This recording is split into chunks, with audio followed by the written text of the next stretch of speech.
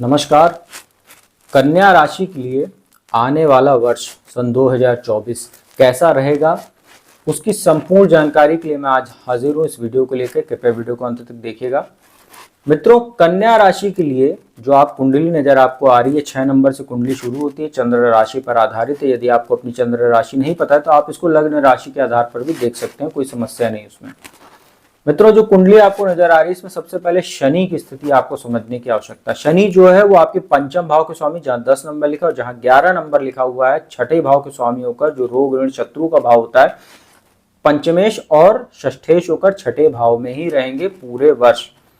इसमें दो स्थितियां आपको विशेष समझने की आवश्यकता है शनि की। एक तो 11 फरवरी 2024 से 18 मार्च 2024 तक शनि यहां पर अस्त हो जाएंगे और 30 जून 2024 से 15 नवंबर 2024 तक शनि वक्री रहेंगे। ये दो समय काल आपको विशेष याद रखने की आवश्यकता है, क्योंकि इसी समय काल में आपको कुछ उतार चढ़ाव भी देखने को मिलेगा, जिसके भी मैं आप चर्चा करने वाला हूँ।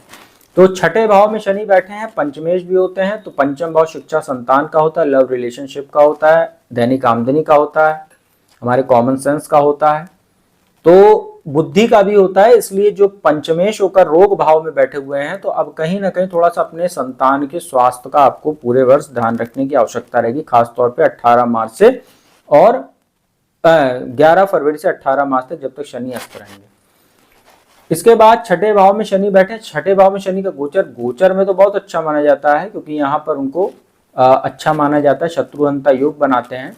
परंतु तीसरी दृष्टि जो है उनकी, वो नीच दृष्टि आपके अष्टम भाव पर पड़ रही है, और जहां पर आपको बृहस्पति लिखे दिख रहे हैं, और यहाँ पर बृहस्पति 1 मई 2024 तक बैठे रहेंगे, तो शनि की नीच दृष्टि रहेगी। इसके बाद बृहस्पति आपके भाग्य स्थान में चले जाएंगे, तो उसकी भी मैं आगे चर्चा करूंगा। तो शनि की नीच दृष्टि अष्टम भाव पर, जो आयु मृत्यु का भाव होता है, हमारी छठी इंद्रियों का भाव होता है, वो जीवन में होने वाली अचानक घटनाओं का, अचानक धन लाभ जो होता है, गड़ा धन जिसको बोलते हैं, उसका विचार किया जाता है अष्टम भाव पर। उस पर शनि की दृष्टि है। अष्टम भाव पर शनि की नीच दृष्टि पड़ना ये आपके स्वास्थ्य को प्रभावित करेगा। आयु में तो वृद्धि करेगा, लेकिन लगातार आपके कमर से लेकर पैर तक के हिस्सों में दर्द की समस्या, चोट चपेट लगने की समस्या, या आपके नसों में खिंचाव वगैरह जैसी समस्या आपको देखने को मिल सकती है। परंतु अष्टम भाव पर शनि की जो दृष्टि पड़ेगी, यहाँ पर एक मामले में बहुत अच्छी है, क्योंकि शनि जो होते हैं वो तंत्र मंत्र ज्योतिष गुप्त विद्याओं के कारक ग्रह हैं, और अष्टम भाव इन्हीं चीजों का घर होता है। और शनि की वहां पर दृष्टि पड़ना, तो जो लोग गूढ़ रहस्यों को जानने की खोज में रहते हैं, या जिनका चरित्र रहस्यमयी होता है, या जिनका जो इंटरेस्ट है वो ज्योतिष तंत्र मंत्र या रिसर्च जैसी चीजों में होता है, उनके लिए ये शनि की दृष्टि काफी वरदान साबित होगी। परंतु वहां बृहस्पति भी बैठे, तो आप अपने लीवर, किडनी, पाचन का बहुत ख्याल रखिएगा, क्योंकि ये समस्या भी देंगे। अष्टम में बृहस्पति भी वहां बैठे हुए हैं, इसका आप ध्यान रखिएगा। शनि की जो सप्तम दृष्टि है वो द्वादश भाव पर पड़ेगी। तो द्वादश भाव पर शनि की दृष्टि पड़ेगी, आपको विदेश यात्रा करा सकते हैं शनि, लंबी दूरी की यात्राएं आपकी हो सकती है, जिससे आपका खर्च भी बढ़ेगा, तो मानसिक तनाव भी बढ़ेगा। कोर्ट कचहरी से जुड़े हुए मामलों में भी शनि आपको लगातार समस्या देने का काम करेगा, और बेवजह के वाद विवाद में आप पड़ने से खुद को बचाइएगा, अन्यथा किसी दूसरे के मामले में हस्तक्षेप करने की वजह से भी आपका मान सम्मान प्रभावित हो सकता है, और आपको थाने कोर्ट कचहरी का चक्कर ही शनि लगवा सकते हैं। अनिद्रा की भी आपको शिकायत हो सकती है कुछ, इसका ध्यान रखिएगा। इसके बाद जो 10वीं दृष्टि रहेगी वो पड़ेगी तीसरे भाव पर।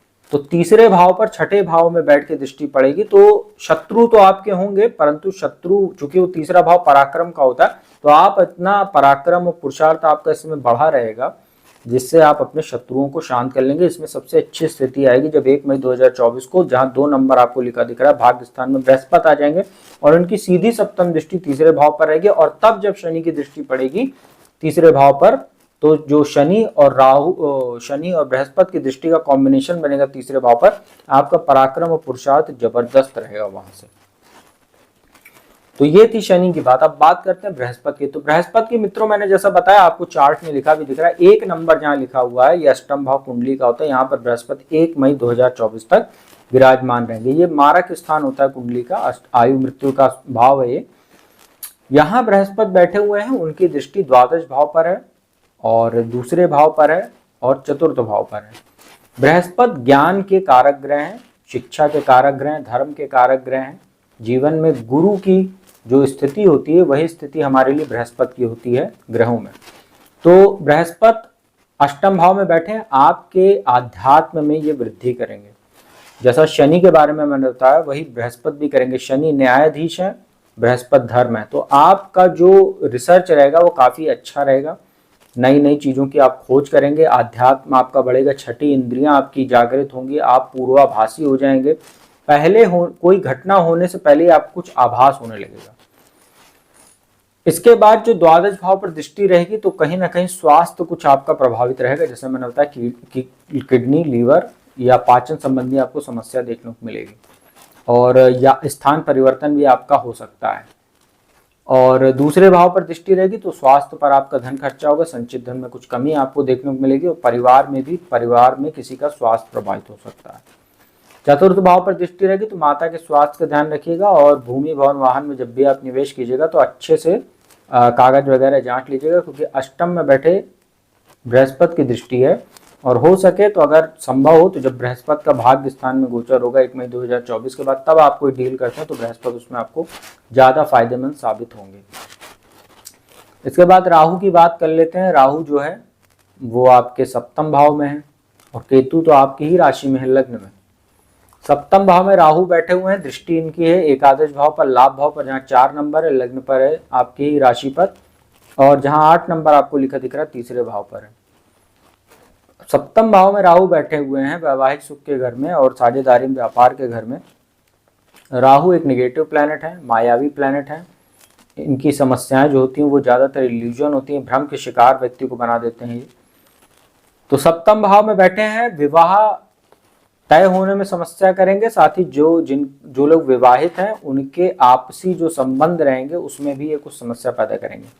जैसे व्यक्ति की छवि में एक शक पैदा कर देते हैं, जैसे पति को पत्नी पर, पत्नी को पति पर, जैसे एक शक होगा, और उस मतलब कोई मतलब नहीं होगा, बेसिर पैर का एक शक होगा, और उससे कहीं ना कहीं रिश्तों में तनाव आएगा। रिश्ता कभी कभी टूटने की भी नौबतें राहु बना सकता है, क्योंकि इससे ठीक पहले आपके छठे भाव में जो सप्तम से द्वादश होता है वहां शनि भी बैठे हुए हैं, तो ये आपके लिए एक समस्यादायी वैवाहिक जीवन में। साथ ही व्यापार करते हैं तो अपने पार्टनर के ऊपर आंख मूंद कर भरोसा मत कीजिएगा, अन्यथा उसके माध्यम से आपको कोई धोखा मिल सकता है। एकादश भाव पर दृष्टि रहेगी तो लाभ जरूर ये कराएंगे आपको, व्यापार में नए नए अवसर आपको देंगे, बस आपको उस अपॉर्चुनिटी को समझना और सही समय पर उस अपॉर्चुनिटी को कैच कराना। लग्न पे दृष्टि है, वहां केतु भी बैठे हैं तो कुछ भ्रम की स्थिति आपको रहेगी। दिमाग जरूर आपका काफी टेक्निकल बना देंगे ये, लेकिन कहीं ना कहीं आपको महत्वपूर्ण निर्णय लेते समय काफी सावधान रहना पड़ेगा, ये मैं पहले आपको सतर्क कर दे रहा हूँ। और तीसरे भाव पर दृष्टि रहेगी तो आपका पराक्रम राहु जरूर बढ़ाएंगे, वहां शनि की भी दृष्टि रहेगी, और 1 मई 2024 के बाद से बृहस्पति की भी दृष्टि रहेगी। तो राहु, शनि और बृहस्पति की जो दृष्टि बनेगी 1 मई 2024 के बाद से, आपके पराक्रम पुरुषार्थ में जबरदस्त वृद्धि करेगी। आपकी ऊर्जा में एक नया संचार देखने को मिलेगा। वहां से जो आपकी स्थितियां होंगी 1 मई 2024 तक, थोड़ा आपको धैर्य रखना, इसके बाद स्थितियां आपकी बदलेंगी और आपके जीवन में कुछ नई नई और अच्छी चीजें आपको देखने को मिलेंगी, जिससे आपका मन भी प्रसन्न रहेगा, बिजनेस भी बढ़ेगा, और आपके जो है मान सम्मान में भी ये बृहस्पति, शनि, राहु की दृष्टि 1 मई 2024 के बाद से बनाने का काम करेगी। समाज में मान सम्मान आपका बढ़ेगा। तो मित्रों, कन्या राशि वालों के लिए कैसा रहेगा आने वाला वर्ष 2024, उसकी मैंने जानकारी दी। उपाय की बात कर लेते हैं। आप लोगों को बृहस्पति का उपाय करना चाहिए। हर बृहस्पतिवार को पीला वस्त्र धारण कीजिए, केले के वृक्ष में जो है जल अर्पित कीजिए, और संभव हो तो पीला वस्तु जैसे पीला फल हो गया केला, या पीला वस्त्र, या देसी घी, गाय का शुद्ध देसी घी, ये सब चीजें, पीली दाल, ये सब किसी गरीब को या किसी ब्राह्मण को जो है आप अगर दान करते हैं हर बृहस्पतिवार को, तो आप लोगों के लिए बहुत अच्छा रहेगा। तो मित्रों, उम्मीद करता हूँ वीडियो आपको अच्छी लगी होगी। यदि वीडियो अच्छी लगी तो इसको लाइक, शेयर और कमेंट कीजिएगा, और जिसको भी कुंडली विश्लेषण कराना है तो मेरा नंबर डिस्क्रिप्शन स्क्रीन दोनों पर उपलब्ध है, उस पर संपर्क करके आप अपॉइंटमेंट ले सकते हैं और देश दुनिया के किसी भी कोने से मेरे द्वारा कुंडली विश्लेषण का लाभ प्राप्त कर सकते हैं आसानी से। तो अब मैं अपने वाणी को यहीं विराम देता हूँ। अगली वीडियो में तुला राशि के लिए आने वाला वर्ष कैसा रहेगा उसकी संपूर्ण जानकारी लेकर मैं हाजिर हूँ। तब तक के लिए ओम नमः शिवाय।